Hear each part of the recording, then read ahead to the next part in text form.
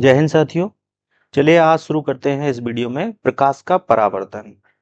Science का topic है NTPC ELP technician. आपको पता ही है इसमें साइंस क्या मायने रखती है। तो चलिए शुरू करते हैं। हमारा क्वेश्चन है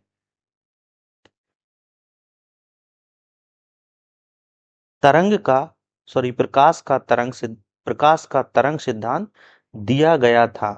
तो यह किसने दिया था? यह आप लोगों का आंसर हो जाएगा हाइगेंस के द्वारा यह सिद्धांत दिया गया था। प्रकाश का तरंग सिद्धांत किसने दिया था? हाइगेंस द्वारा दिया गया था। ठीक है। इसी तरीके के क्वेश्चन एनटीपीसी में बहुत तरीके पूछे जाते हैं। तो चलिए अगला क्वेश्चन है हमारा, दो समतल दर्पण एक दूसरे को 40 डिग्री पर झुके हैं, उनके बीच किसी वस्तु के बने प्रतिबिंब की संख्या क्या होगी? तो प्रतिबिंब की संख्या निकालनी है और दो समतल दर्पण हैं और वो किस एंगल पे झुके हुए हैं? तो 40 डिग्री पे ये झुके हुए हैं। ठीक। तो देखिए अब आपका एक फॉर्मूला होता है n बराबर 360 अपॉन थीटा -1। लेकिन ये किसके लिए होता है? तो ये होता है जब यदि आपका क्या है कि 360 अपॉन थीटा, अगर इसकी वैल्यू क्या है, अगर इसकी वैल्यू आपकी सम है तो हम ये वाला फॉर्मूला यूज करेंगे। ठीक। यदि यदि 360 अपॉन थीटा की वैल्यू विषम है, अगर विषम में आ रही है तब कौन सा फॉर्मूला यूज करेंगे? तब करेंगे n बराबर 360 अपॉन थीटा।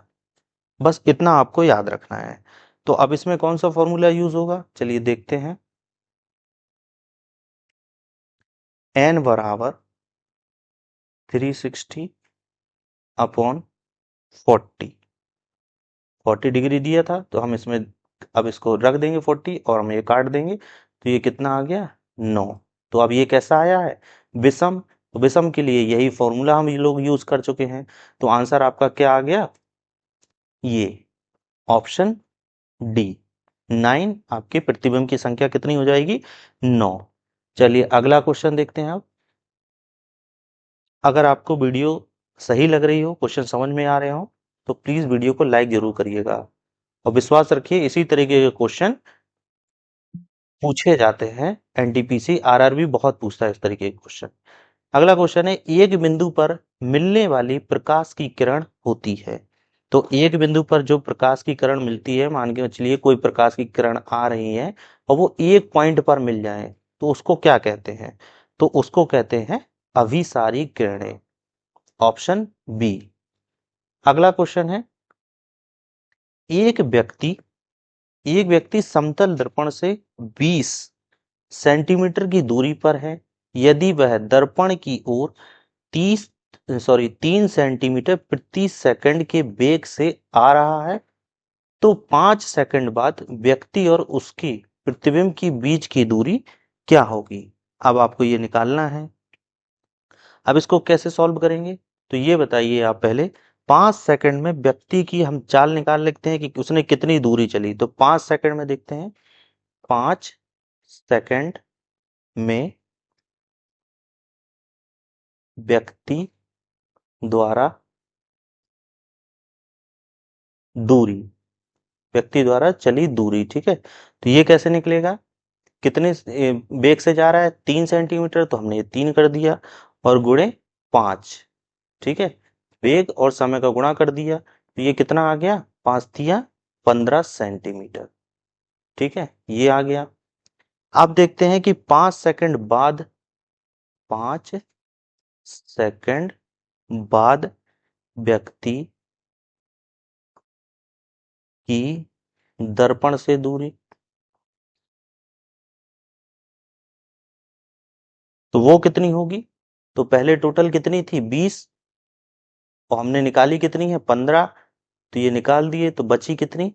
5 सेंटीमीटर। ठीक है। लेकिन अब उसको निकालना कितना है कि उसकी व्यक्ति और उसके प्रतिबिंब की बीच की दूरी निकालनी है। लेकिन ये कितनी आई है? ये 5 आई है और इसी को हम 5 और +5 जोड़ देंगे तो ये कितनी हो गई? 10 सेंटीमीटर। ऑप्शन बी सही हो जाएगा। चलिए अब अगला क्वेश्चन देखते हैं। अगला क्वेश्चन में कहा गया है, एक प्रकाश किरण एक समतल दर्पण पर लंबवत आपतित होती है, उसके परावर्तित कोण का मान क्या होगा? तो उसके परावर्तित कोण का मान क्या होगा? Option C 0 degree C 0 degree, sorry 0 degree इसका आंसर हो जाएगा। अगला क्वेश्चन है, यदि समतल दर्पण को 10 डिग्री घुमा दिया जाए तो परावर्तित किरण घूमेगी।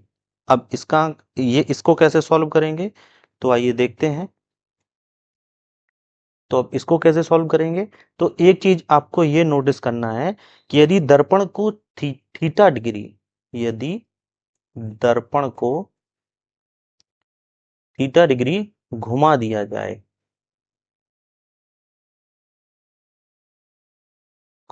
जाए, तो प्रतिबिंब कोण क्या होगा? प्रतिबिंब कोण 2 थीटा, कितना? 2 थीटा डिग्री घूम जाता है। ठीक है, अब आपका थीटा कितना था? 10 डिग्री। ठीक है, 10 अंश था। तो अब कितना बताना है कि परावर्तित कोण कितने घूमेगी, तो 2 थीटा घूम जाएगी। अब थीटा की वैल्यू इसमें हम पुट कर देंगे, तो 2 × 10 कितना आ गया? 20 डिग्री। ऑप्शन ए सही हो जाएगा। अगला क्वेश्चन है, 50 सेंटीमीटर फोकस दूरी वाले अवतल शीशे के सामने 25 सेंटीमीटर पर रखी गई वस्तु के प्रतिबिंब की स्थिति होगी। अब आपको चलिए अब आपको ये निकालना है, तो दिया क्या क्या है पहले देख लेते हैं। उन्होंने अवतल दर्पण तो उन्होंने पहले ही बोल दिया। तो 50 सेंटीमीटर फोकस, तो एफ कितना दे दिया इन्होंने? एफ कितना दे दिया? 50 सेंटीमीटर। ठीक है, लेकिन अवतल की बात हो रही है इसीलिए एफ में क्या लग जाएगा? माइनस। ठीक, 25 सेंटीमीटर पर रखी गई वस्तु, मतलब उन्होंने यू का मान भी दे दिया। यू कितना दे दिया? 25 सेंटीमीटर। अब ये अवतल दर्पण की बात हो रही है तो इसमें भी माइनस लगेगा। ठीक है, ये 25 सेंटीमीटर इतना हो गया। अब ये प्रतिबिंब की स्थिति, मतलब वी हमको क्या करना है? निकालना है। तो अब ये फॉर्मूला होता है 1/f बराबर 1/v माइनस 1/v प्लस होता है यहाँ पे प्लस 1/u। ये अब f की वैल्यू हमें पता है, -50 हो गई, यहाँ पे रख दिया। 1/v निकालना है, यहाँ पे प्लस हो गया, और 1/u की वैल्यू कितने है? -25। ठीक, अब ये क्या करेंगे? v को सिंगल कर लेते हैं, ये जो v है इसको एक साइड कर लेते हैं। तो ये 1/-25 है, इसको बराबर के दूसरी तरफ लाएंगे तो ये माइनस का है प्लस का बन जाएगा। तो क्या हो गया? 1/25, और ये माइनस का है तो यहाँ माइनस लगा दिया, अपॉन 1/50 हो गया, बराबर 1/v। अब देखिए इसको सॉल्व करेंगे तो एलसीएम कितना आएगा? 50। यहाँ करेंगे कितना आएगा? 2 -1/1/v। ठीक, ये घट के कितना बचेगा? 1। तो v की वैल्यू क्या आ जाएगी आपकी? 50 सेंटीमीटर। ठीक है, ये हो गया। तो आपका कितना, आपका आंसर क्या हो जाएगा? आपका आंसर होगा 50 सेंटीमीटर शीशे के पीछे। और ये इसकी स्थिति कैसे पता चली? क्योंकि इसकी वैल्यू क्या आई है? प्लस आई है। इस प्लस के वजह से पता चला है कि शीशे के पीछे बनेगा। ठीक है, तो ये आपको उम्मीद करते हैं आपको क्वेश्चन समझ में आया होगा। अगला क्वेश्चन है, एक अवतल दर्पण की वक्रता त्रिज्या 15 सेंटीमीटर है, इसकी फोकस दूरी क्या होगी? तो वक्रता त्रिज्या दी हुई है, मतलब आर हमको पता है, प्लस के 15 सेंटीमीटर है। ठीक, इसकी फोकस दूरी एफ निकालनी है, ये इतना पता है। तो एफ बराबर क्या होता है? एफ बराबर होता है r/2। ठीक है, तो अब हमको ये निकालना है, तो अब इसमें बात हो रही है किसकी, आपको ये हमेशा याद रखना है, इसमें किस दर्पण की बात हो रही है, अवतल दर्पण की बात हो रही है। तो अवतल दर्पण की बात हो रही है तब इसमें क्या लग जाएगा, माइनस। ये आपको अलग कलर से थोड़ा लिख देते हैं। तो आपको ये चीज ध्यान रखना है कि इसमें क्या हो जाएगा, माइनस। क्यों हो रहा है, अवतल दर्पण की वजह से हो रहा है। तो अब एफ बराबर आर कितना दिया हुआ है, ये तो फॉर्मूला में है माइनस। आर की वैल्यू दी हुई है 15/2। तो ये एफ बराबर कितना आ जाएगा, माइनस के 7.5 सेंटीमीटर। ऑप्शन बी ये सही हो जाएगा आंसर। अगला क्वेश्चन है, एक उत्तल दर्पण की फोकस दूरी, एक उत्तल दर्पण की फोकस दूरी 20 सेंटीमीटर है, उसके सामने 40 सेंटीमीटर दूरी पर एक वस्तु रखी हुई है। अब आप याद रखना, यहाँ पे देखना, ध्यान देना कि यहाँ उत्तल दर्पण की बात हो रही है। तो उत्तल दर्पण के लिए क्या करते हैं, एफ क्या लेते हैं, प्लस 20 सेंटीमीटर। ठीक, यू यू कितना है, माइनस के लेंगे यहाँ पे 40 सेंटीमीटर। और ये प्लस माइनस क्यों हो रहा है, उत्तल दर्पण की वजह से हो रहा है। ठीक, वी क्या है, निकालना है वस्तु के प्रतिबिंब की स्थिति और प्रकृति हमको निकालनी है, कितनी है और कहां पर है, ये स्थिति हमको बतानी है। तो दर्पण के लिए फॉर्मूला क्या होता है, 1/f बराबर 1/v प्लस 1/u। ठीक, ये फॉर्मूला होता है। अब इस फॉर्मूले क्या करते हैं, जो भी वैल्यू आई है वो हम वैल्यू इसमें पुट कर देंगे। तो f की वैल्यू कितनी है, 20, ये रख दिया।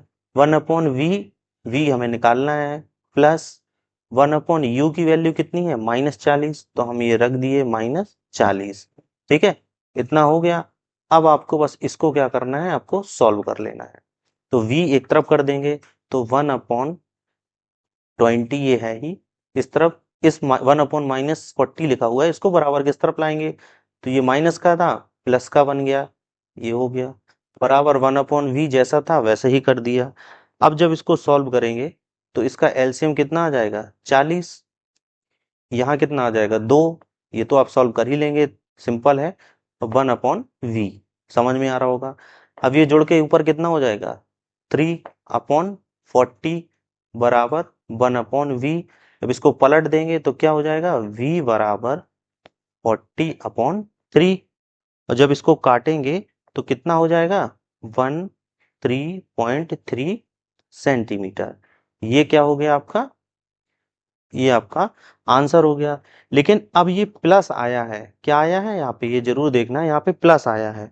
तो प्लस के वजह से आप क्या क्या हो जाएगा, आभासी दर्पण के पीछे, और वो भी जो वैल्यू निकल के आई है 13.3 सेंटीमीटर की दूरी पर बनेगा। केवल इस प्लस के वजह से आप बता पा रहे हैं कि भाई उसकी स्थिति कहाँ पे है, तो दर्पण के पीछे है और आभासी तो बनेगा ही। ठीक है, अगला क्वेश्चन देखते हैं आप। मोमबत्ती की ज्वाला, मोमबत्ती की ज्वाला का प्रतिबिंब पर्दे पर लेने के लिए कैसा दर्पण प्रयुक्त होगा। अब आपको बताना है, अगर आपने कभी देखा होगा तो जलती हुई मोमबत्ती का हम ऐसे सामने से उसका परछाई, उसका प्रतिबिंब नहीं देख पाएंगे, लेकिन फिर भी लेना है तो कैसा दर्पण प्रयुक्त होगा, तो इसका आंसर होगा अवतल दर्पण। अच्छा क्वेश्चन है, इसको आप नोट कर सकते हैं। इसी तरह के क्वेश्चन एनटीपीसी में टेक्नीशियन में पूछे जाएंगे। उम्मीद करते हैं आपको वीडियो समझ आई होगी। अगर समझ आई तो प्लीज वीडियो को लाइक जरूर करिएगा, नए हो तो चैनल को सब्सक्राइब करिए। Thank you.